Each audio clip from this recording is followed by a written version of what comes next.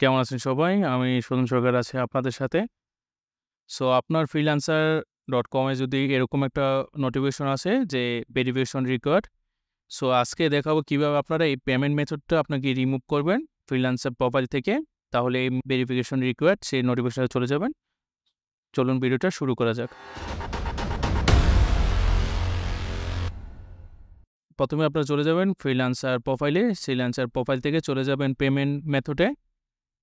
So payment মেথডে দেখতে পাচ্ছেন আমার অলরেডি একটা কার্ড এড করা আছে যে কার্ডটার মেয়াদ শেষ হয়ে গেছে বাট অলরেডি এড করা আছে। সো আমি এটা যদি ক্লিক করি আর এটা দেখেন এখানে ক্লিক করার সাথেও এখানে ক্যান্সেল হচ্ছে না, কারণ আমার এখানে একটা নোটিফিকেশন আসতেছে লাল মেসেজ দেওয়া, you have an active membership subscription already active আছে, দ্যাটস ওয়াই আমার এই পেমেন্ট মেথডটা রিমুভ হচ্ছে না।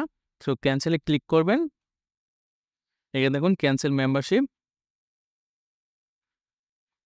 মেম্বারশিপে ক্লিক করার সাথে অনেক ব্যাপারে রিজনস হবে যে আপনি কেন ক্যান্সেল মেম্বারশিপ নেবেন, যেকোনো একটা রিজন দিয়ে আপনারা এখানে ক্যান্সেল মেম্বারশিপে আবার ক্লিক করবেন। দেখুন আপনার membership good bye for now. So আপনার মেম্বারশিপটা ক্যান্সেল হয়ে গেছে। সো এখন আপনার পুনরায় আপনার প্রোফাইলে ক্লিক করবেন। ইউজার সেটিংসে চলে যাবেন।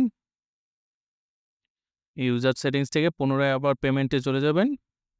সো এখানে আপনার অথেন্টিকেশনে এখানে ক্লিক করবেন। সো আপনারা দেখেন এই যে successfully remove payment method. So আপনারা দেখুন পেমেন্ট মেথডটাও সাকসেসফুলি রিমুভ হয়ে গেছে। এখন যদি আপনারা রিফ্রেশ দেন এই মেসেজটাও চলে যাবে।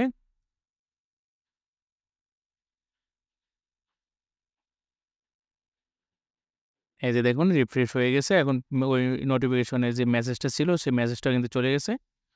সো ভালো থাকবেন সবাই। ধন্যবাদ।